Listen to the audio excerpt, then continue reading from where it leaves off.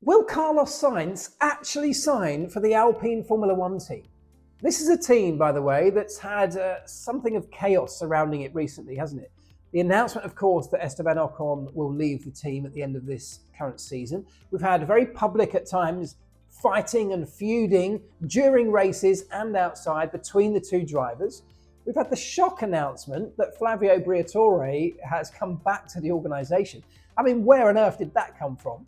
But we've also had talk that the team might be thinking, the Works Alpine Formula One team might be thinking of ditching their own engine supply and becoming a customer of another automotive manufacturer in this sport.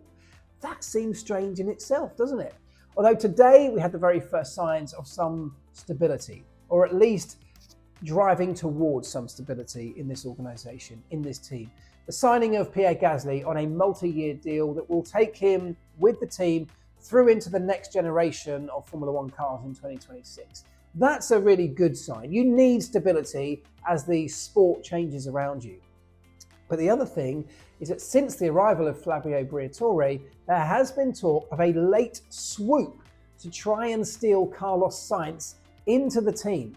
It's looked so far like Carlos will either choose between Williams, or we know the deal that he has on the table from the Audi team as it will become in 2026. Now, both of those seem to have merits for them. Audi being a major manufacturer coming into the sport, they have big hopes, they have big budgets, they're working and have been working for a long time so that they come in with a bang. They want to do well. And he could go in as a team leader with Nico Hülkenberg as his partner in that organisation. He could have a real platform for himself to put himself on a pedestal and lead a team, a new team into this sport, and particularly into the new generation of this sport. At Williams, he's got the option of joining a team that, yes, right now is currently down the back of the grid, but are definitely building under the leadership of James Vowles, which seems to me like a really sensible, really organised group of people that are now at the helm of that team that are pushing towards coming back to the top with success. Alex Albon, we know, has signed. That would be a potential teammate that I think would make a strong driver pairing. And I suspect the future at Williams, despite current results, might seem like a surer option. But what about Alpine? Does Carlos Sainz want to join a team that seems in such chaos right now? For me, the answer is no. I appreciate that it's a works team, it's a major manufacturer in this sport, and that brings with it all sorts of benefits from a driving perspective.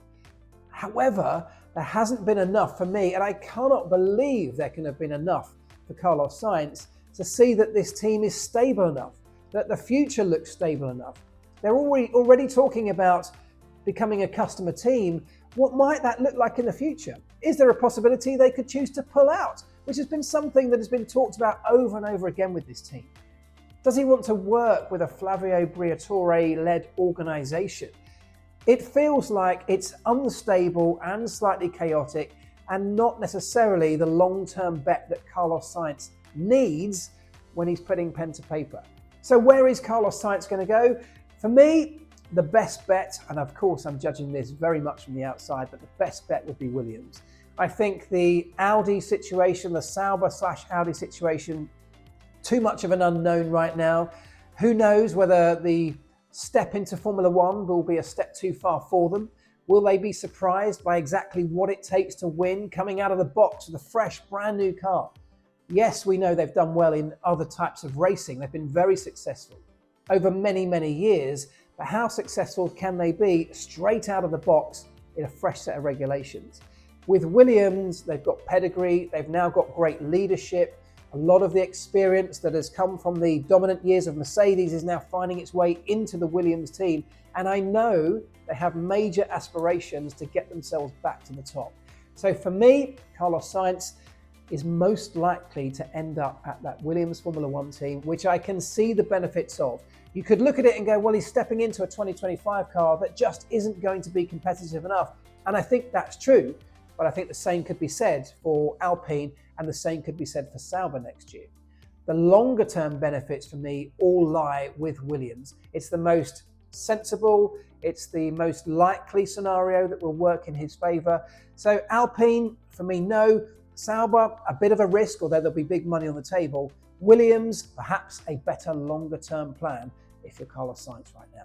If you want to know more about these stories and all of the stories in Formula One, me and a couple of friends have developed an app. It's called Seedstream, and it is now, I firmly believe, the best place to get all of your Formula One content, whether it's video, written articles, social media feeds. The best bit about it for me is that it summarizes every article on the web into a short form, a couple of paragraphs, to give you an overview of what the story says. You can, of course, then go and read the full article, but if you haven't got time, it's a really great way to scan the web without having to search all over it yourself to get the very latest and greatest news that you want as a Formula One fan.